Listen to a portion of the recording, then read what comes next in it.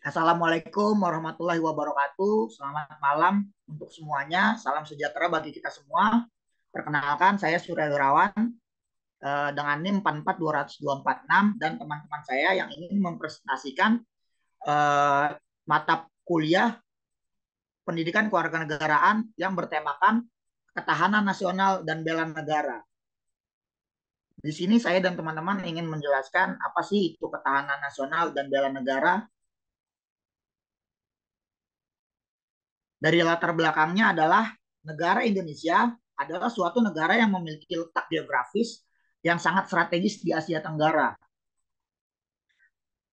Oleh karena itu, di kawasan Asia Tenggara, Indonesia memiliki posisi yang sangat penting dan tidak menutup kemungkinan di era global yang modern ini, Indonesia menjadi perhatian banyak negara di dunia. Berdasarkan peranan dan posisi negara Indonesia saat ini, tidak menutup kemungkinan akan ada terjadinya perebutan kepentingan kekuasaan transnasional. Oleh karena itu, sebagai suatu negara, Indonesia harus terus mempertahankan dan memperhatikan ketahanan nasional demi terciptanya keamanan dan kekuatan bangsa.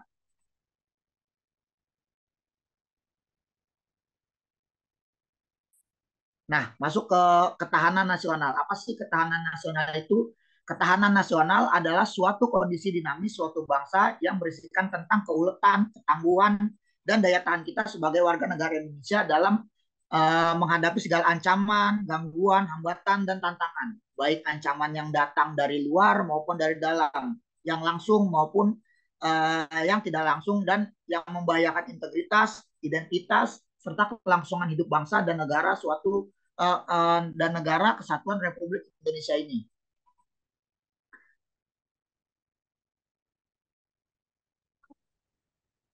Ketahanan nasional itu terdapat dua pengertian, yaitu secara terminologi dan etimologi.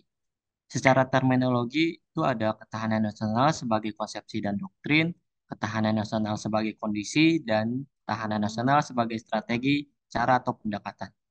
Secara etimologi, tahan itu bisa dibilang tabah, kuat, tidak kenal menyerah. Lalu ketahanan, mampu tahan, dan nasional dari kata nation yang berarti bangsa. Jadi ketahanan nasional adalah konsep khas bangsa Indonesia yang digunakan untuk menggulangi segala ancaman yang ada di suatu negara yang mampu kuat dan tangguh. Kehidupan nasional dipenuhi oleh dua aspek, yaitu aspek alamiah, Trigatra, yang berjumlah tiga unsur, dan aspek sosial, Pancagatra, yang berjumlah lima unsur. Trigatra dan Pancagatra digabung menjadi Astagatra yang berarti delapan aspek. Tiga aspek kehidupan alamiah, yaitu Trigatra, yaitu ada gatra letak geografis, gatra keadaan dan kekayaan alam, gatra keadaan dan kemampuan penduduk. Lalu lima aspek kehidupan sosial, Pancagatra terdiri dari gastra ideologi, gastra politik, gastra ekonomi, gastra sosial budaya, dan gastra pertahanan dan keamanan. Definisi ketahanan nasional menurut GBHN. GBHN itu garis-garis besar haluan negara. Yang pertama, ketahanan negara yaitu untuk menjalankan pembangunan sesuai tujuan negara. Yang kedua, ketahanan nasional adalah kondisi yang dinamis yang dapat berubah-ubah yang berasal dari integrasi kebutuhan bangsa dan negara. Yang terakhir, ketahanan nasional terdiri dari ketahanan politik, ketahanan ekonomi, ketahanan ideologi, ketahanan sosial budaya, dan pertahanan keamanan. Oke, selanjutnya kita bahas tentang bela negara. Bela negara sendiri memiliki arti yang sikap dan perilaku warga negara yang menjiwai oleh kecintaannya kepada negara Kesatuan Republik Indonesia yang berdasarkan Pancasila dan Undang-Undang Dasar 1945 dalam menjalin keberlangsungan hidup bangsa dan negara yang seutuhnya.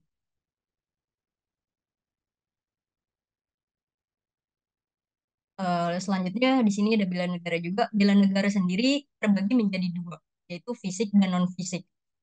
Bela negara secara fisik menurut Undang-Undang Nomor 3 Tahun 2002 tentang pertahanan negara militer. Bela negara secara fisik itu pengertiannya lebih sempit daripada bela keikutsertaan warga negara. Dalam negara, dalam bela negara secara fisik dapat dilakukan dengan menjadi anggota Tentara Nasional Indonesia atau TNI dan ikut serta pelatihan dasar kemiliteran.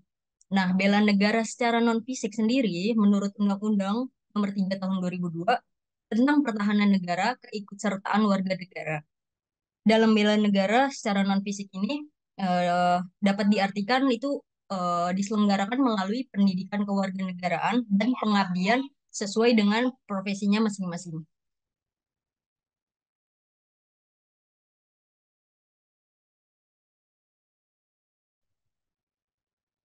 Eh, ada beberapa unsur dari bela negara, unsur dasar.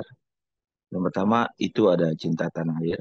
Sebagai bangsa, sebagai masyarakat berbangsa, kita harus cinta tanah airnya.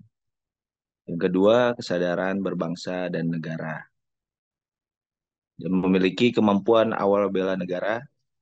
Empat, yakin Pancasila sebagai ideologi negara, ideologi dasar. Lima, rela berkorban untuk bangsa dan negara. Tujuan bela negara adalah mempertahankan keberlangsungan hidup bernegara, melestarikan budaya, menjaga identitas dan integrasi negara, menjalankan nilai-nilai Pancasila. Fungsi dari bela negara adalah mempertahankan negara dari berbagai ancaman, menjaga keutuhan wilayah negara, merupakan kewajiban setiap warga negara, merupakan panggilan sejarah.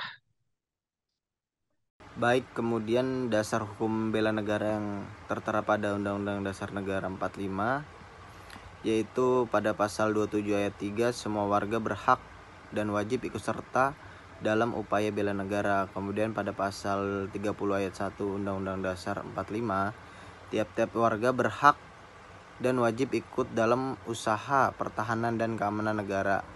Kemudian Undang-Undang Nomor 3 Tahun 2002, yaitu setiap warga negara berhak dan wajib ikut serta dalam upaya bela negara yang diwujudkan dalam penyelenggaraan pertahanan negara. Demikian presentasi dari kelompok kami, kurang lebihnya mohon dimaafkan. Terima kasih, selamat malam.